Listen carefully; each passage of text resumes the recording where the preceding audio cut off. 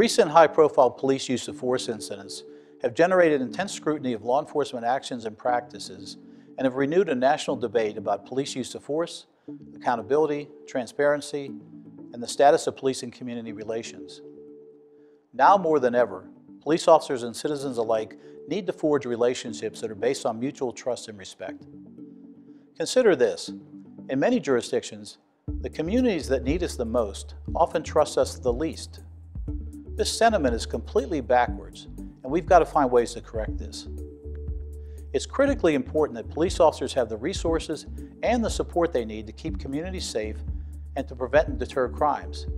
It is equally important that the community perceives the actions of police officers as being fair and just.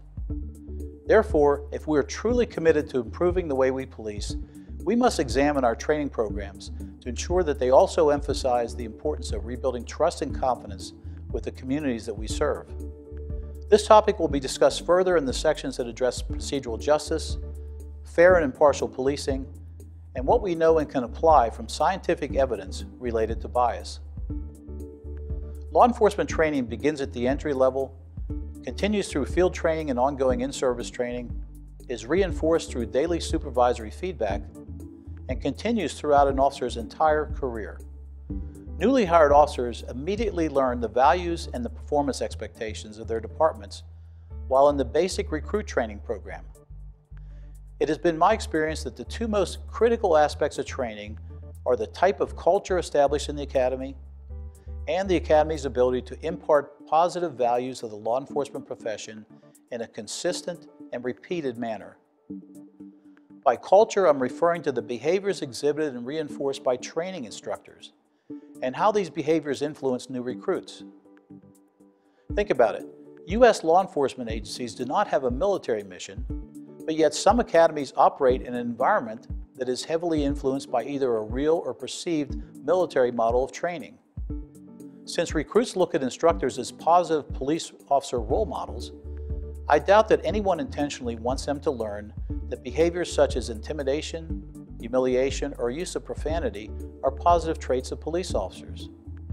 Instead, instructors should model those positive behaviors: professionalism, respect, compassion, fairness, and empathy that we would want recruits to display to members of the public once they graduate from the academy. The other important measure of the quality of your training program is in the ability of your training staff to successfully and consistently reinforce the positive messages that your agency values the most. In order to be successful, the training staff needs to be fully familiar with these messages and appreciate their importance so that they will be delivered in a consistent and a repeated manner. For simplicity, at our academy, we focus on three areas that we've determined should be the overriding consideration in every police-citizen encounter. We educate our training staff to find numerous opportunities to repeat and reinforce these themes throughout the course of our entire 24-week basic training program. What we emphasize as the most important considerations in any interaction are the sanctity of life, your safety, and our integrity as a profession. We believe that if preserving the sanctity of life is always most important and foremost in the minds of our officers, then they will be more focused on de-escalating potential conflicts, not just for the safety of those they are interacting with, but for their own safety and for that of their fellow officers and bystanders. By extension, this highest priority theme, which is continuously reinforced, leads right into our second important theme of valuing officer safety and the safety of others. Safety should always be emphasized as more important than the chase, the arrest, or winning the argument. Finally, we stress the importance of integrity as an overriding theme in all officer decision-making. The vast majority of police officers in this country are honest, ethical, and hardworking public servants who do their jobs in an exceptional manner. Unfortunately, it's the dishonorable actions of the few that generate media attention and public notice.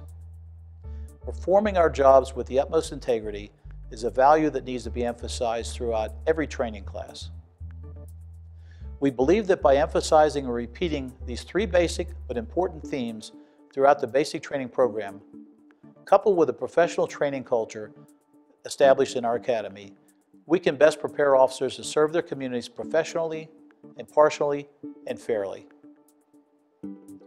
We hope that you will consider rethinking and, if necessary, retooling how you conduct law enforcement training to better achieve improved service delivery and increased community trust and support. I want to thank our partners from the Center for Evidence-Based Crime Policy for allowing us to collaborate on this important training venture. We hope you find this training resource to be valuable.